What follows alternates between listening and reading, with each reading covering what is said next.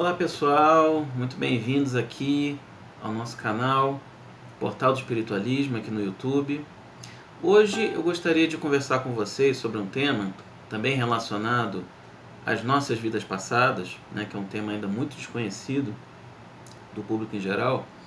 E eu gostaria de falar com vocês hoje sobre os papéis que a gente se reveste nas múltiplas vidas passadas que nós atravessamos ao longo do nosso processo evolutivo. A gente pode revestir uma série de papéis, que são séries de posições diferentes que a alma pode se colocar, para ela viver determinadas experiências e assim aprender com essas experiências e ir caminhando na sua evolução, certo? Então, o primeiro papel que a gente pode analisar aqui é o papel de vítima, tá? Só que não tem como falar do papel de vítima sem mencionar também o papel de algoz, Vítima e o algoz são dois papéis que estão interlaçados, intercalados, e um não poderia existir sem o outro, tá? Então, o que é a vítima, O que é a vítima de verdade? A vítima é aquela pessoa que foi submetida a uma série de situações negativas, experiências negativas, traumáticas, muito sofridas, de intensa dor, certo? Que foi provocado por uma outra pessoa, que a quem a gente dá o nome de algoz, a pessoa que causa o sofrimento na vítima. A vítima é a pessoa que é submetida a uma situação que ela considera muito negativa, sofrida, estressante, dolorida, etc., traumática, e o algoz é a pessoa que provoca aquela situação na vítima, certo? Então a vítima é aquela pessoa que foi submetida a uma série de situações traumáticas, sofridas, etc. Certo?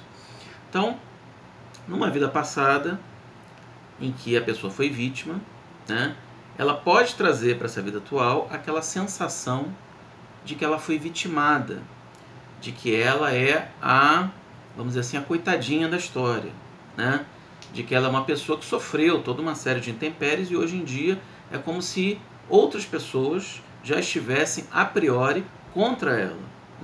Muitas vezes a vítima tem essa sensação, ela traz essa sensação, que pode ser uma sensação também de medo, uma sensação, uma emoção muito forte de mágoa de alguma pessoa ou da humanidade em geral, e ela pode, sendo vítima numa vida passada ou em várias vidas passadas que ela pode ter sido vítima, ela pode se revestir dessa, vamos dizer assim, desse discurso, e dessas justificativas, milhares de justificativas que ela dá, desse papel, ela se reveste desse papel, e ela passa a se sentir como a vítima mesmo da vida, das situações da vida, correto?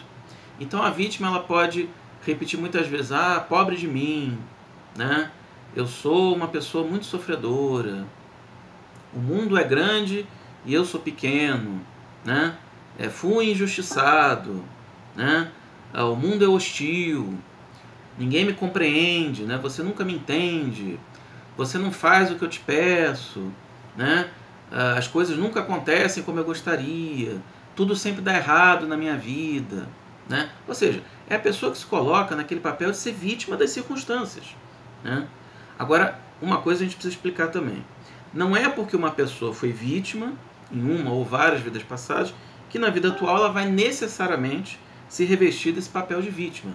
Não necessariamente, tá? Porque depende de como ela vai lidar com aquela energia da vítima, do trauma de ser vitimado por alguma circunstância, tá?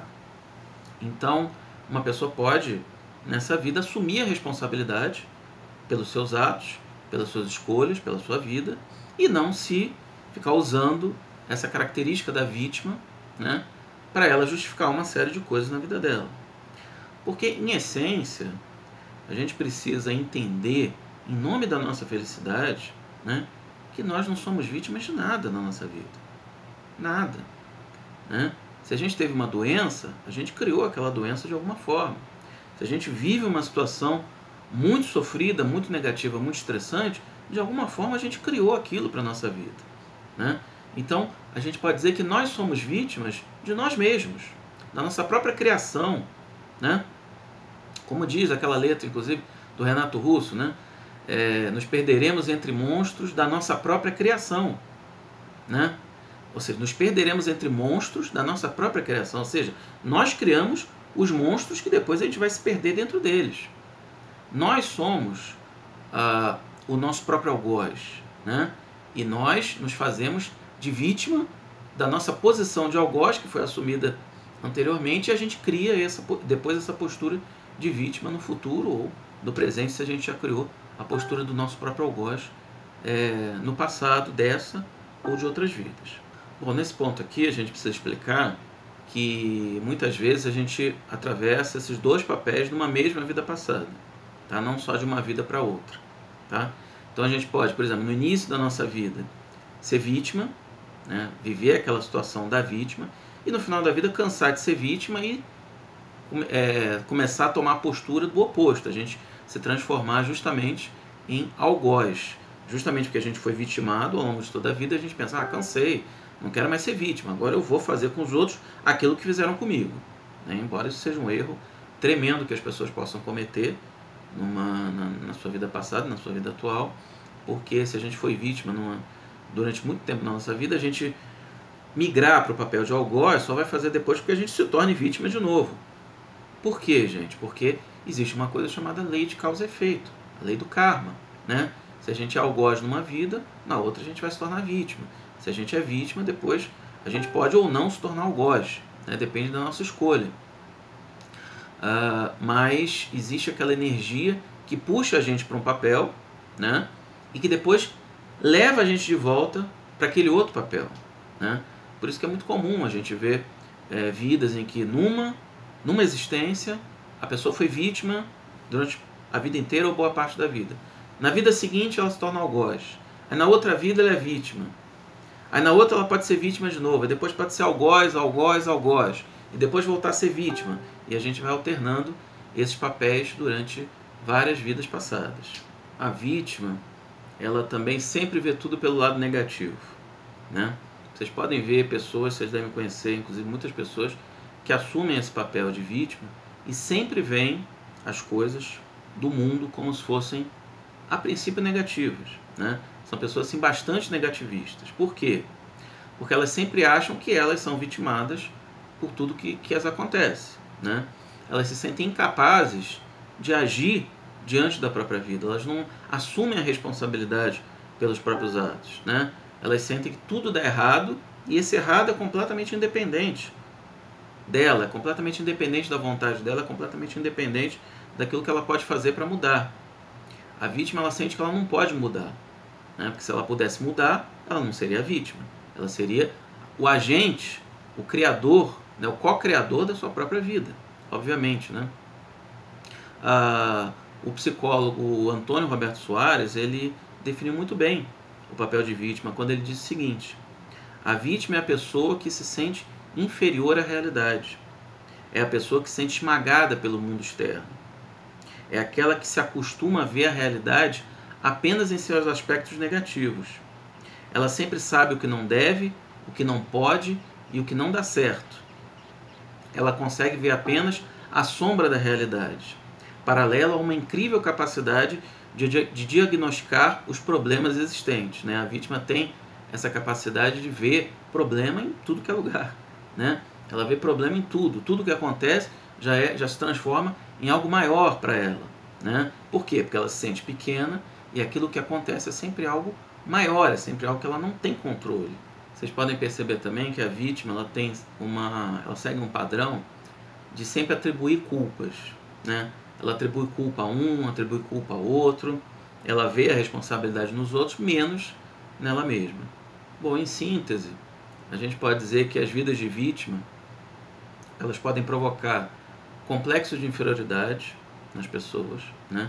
Uma grande insegurança que as pessoas passam a ter em relação à vida, né?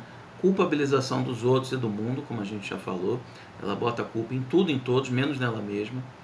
Depressão, obviamente, né? Uma pessoa com a postura de vítima, ela não tem como encarar o mundo se não for com uma postura depressiva. Porque a pessoa que se acha incapaz, se acha sem energia para enfrentar as situações da vida, isso só pode acarretar em depressão, né? Obviamente.